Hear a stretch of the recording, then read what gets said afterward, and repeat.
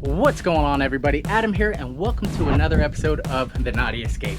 For those of you that are new, don't forget to like and subscribe. This channel is all about being out on the water, taking the jet skis out, taking the boat out, fishing, and of course scuba diving.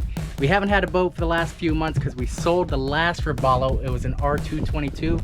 As you can see, we've upgraded. We are now in a Robalo R272, 27 foot 4 inches. Today is going to be my opinion on Robalo boats in general, at least from the 20 foot class all the way to the 27 foot class, because that's where I have my experience.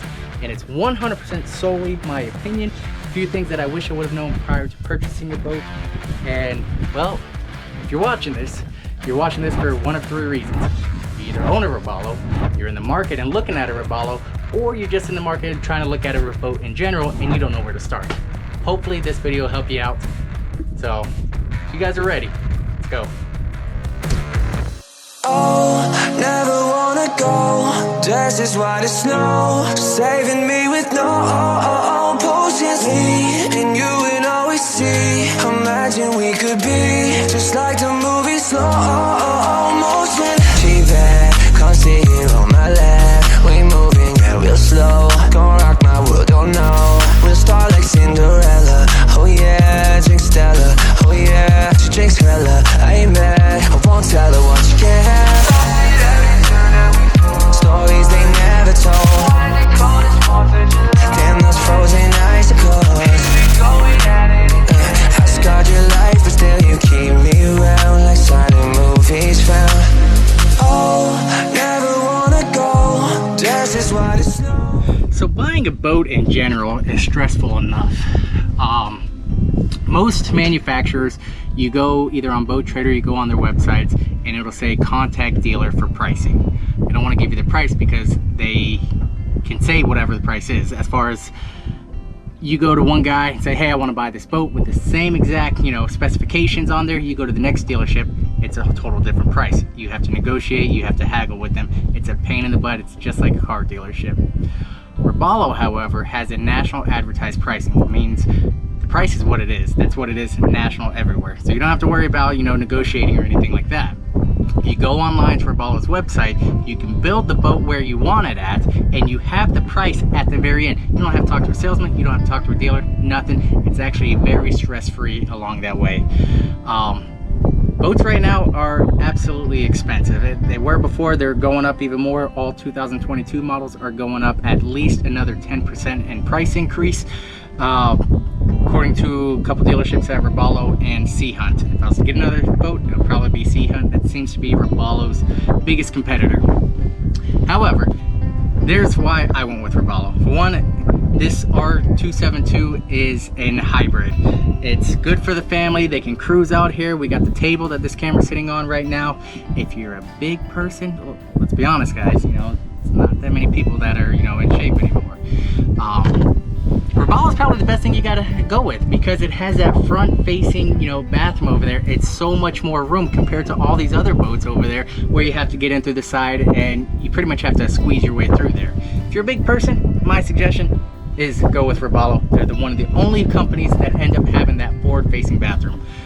Even if you don't use it and you just need to get out of the weather, which it's starting to rain right now, it's good just to get out there and have extra storage room. If you have a decent job, and I'm not asking anybody's personal items or anything like that. I'm a middle class worker, I'm a blue collar worker, that it is what it is. You're gonna get pay raises. You're gonna, there's room for advancement wherever you're at. If you're contemplating between like a 20 foot and a 22, 22 to 23, 23 to 24, etc., always go with the bigger one. Because again, you're gonna outgrow your boat and you're gonna regret it in a couple years when you are making a little bit more money and you're like, man, I wish I would have gotten it, because when you sell it, very good chance you're gonna lose your money out of it. Luckily, with the way the economy is right now, the demand is much higher than the supply, so you actually might be able to make a profit. It ain't gonna last forever though. So when I first got a center console boat, and again, just a few years ago, I'm not an expert whatsoever, I'm just giving you the consumer review of Robalo since I've been around with them. I came from an 18-foot ski boat, and then I went to the Robalo R222. It was a night and day difference. It felt huge coming from such a small boat like that. Unfortunately, I should have listened. Everybody started saying, look, if you want a boat, make sure you go bigger than what you actually wanted it, because you're gonna outgrow it within a year or two, and you're gonna get what we call two-foot-itis, where you wanna go bigger about another foot or two. And sure enough, I learned the hard way. So we ended up going from the R222, which is really only 21.5 foot, but because they put that 6 inches in there, they get that overestimated and say it's another foot. I was in the market and I was looking at a Sea Chaser. It's by Carolina Skiff. It looked amazing. I did exactly what you're doing right now. I'm looking up YouTube videos. I'm looking at the whole truth. I'm looking up pretty much everything. It was a very pretty boat. That's about all I know about it until I went to the Miami Boat Show. Then I realized how lightweight it was and how the hull on this thing is very thin. Which, granted, for what you're doing, may not be a bad thing. If you're going to be out in the lake, you're going to be cruising along with your family, that's not a bad deal whatsoever. Matter of fact, you can probably get a bigger boat that's even cheaper with Sea Chaser because of that, and it's much lighter, so you can't go wrong with that. I'm not going to, you know, put it in the dumps. It is a beautiful looking boat. If you're going to be out in rough waters, if you're going to be out in the ocean, you want a heavy duty boat, which is what Robalo has right now. It is one of the heaviest boats in its class. Good and bad. The good part about it is when you're in choppy waters, it's going to make for a much smoother ride. However, that being said, because it's heavier, you're going to need more power for it. You're going to end up using more fuel for it. You need to make sure you have the towing capacity on your truck. That was one of the biggest issues why I didn't get the 27-footer in the first place. I have a 1500 truck. The max towing capacity on it is 10,100 pounds. It's a Dodge Ram Rebel. This boat dry weight with the motors is 7,000 pounds. It's 180 gallon fuel, takes, what is it, 6 pounds per gallon. 180, it's about 1,050 pounds. So there you're looking at 8,050, excuse me, yeah, 8,050. That would be about 1,050 pounds. Plus the trailer. Trailer is what? 1,600 pounds. Now we're already looking at, before we have any fishing gear, scuba equipment, or anything on here, you're already looking at 9,600 pounds. You're getting close to that. You need to make sure your brakes work. Ultimately, I'll probably end up having to bump up to a 2,500 truck. That's the safest bet. I'm still towing it with the 1,500 truck at the moment though. So one of the other things is when I ordered my first Robalo R222, you could either have a soft top or just like this, you can have a hard top. I went with the hard top. It's more expensive. Figured, you know, it looked a lot better. And it does look better. But Robalo's a heavy boat. The hard top adds even more weight to it. And if you're wanting to put a bow shade or an aft shade, or if you didn't order it with the VHF radio and you want to put it in there, or outriggers, get used to drilling, because you're going to have to drill it. Even the tea bags where you have to put all your flotation devices, where you put it on there, it's a pain in the butt because they're not really made for these hard tops. The soft tops, you have all these little holes for these bungee cords that attach the soft top to the frame of the T-top. And it's easy. You just strap it in, Velcro, whatever you need to. It's easy as can be. It's much lighter. In my opinion, based on having the hard top, I would absolutely have gone with the soft top, knowing what I know now. Once you start getting bigger, you don't have a choice. You have to have a hard top. 24-footer from there, you're looking at about 100 to 115,000, around that range, depending on how you outfit it out. And it's a big step. I really wish the 24-foot would have a tuna door. And that's one of the main things that I want, because we go diving a lot. We use that tuna door, jumping in and out. A lot of these other brands coming out are having these tuna doors, these side door openings, in their smaller class boats. Robalo hasn't got there yet. One of the great things that I do like about Robalo is right here in the back, and this is just the center console models, not the EX versions, is you have this folding bench seat in the rear.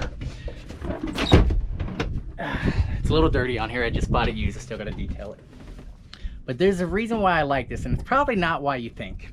Yes, this is absolutely amazing if you're out with your friends, your family. You could end up sitting on here. The R200 has it. The R222 has it. The 23 I don't think has it. I think the whole back end folds down. The R242 has this, and of course the R272 has this folding bench seat as well. But yes, out on the sandbars, this is great. You can entertain, beautiful.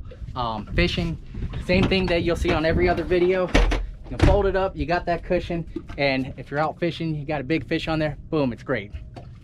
Here's why I love it. You fold it up, it's out of the way. But if you got a long ride, you're going 100 miles out, you're going 50 miles out on the boat, you fold that up, and there is nothing better than putting a good old-fashioned beanbag chair on there, and you will sleep like a baby. Look, these cushions are nice.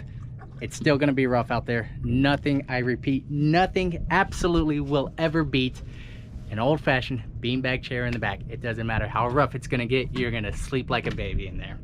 So that's why I like it. It's up to you, it depends on what you wanna do. If you're going out far rides and out scuba diving or deep sea fishing, get a beanbag chair, put it on here. You'll have plenty of room. You can sleep on it if you're doing overnight trips, whatever you need.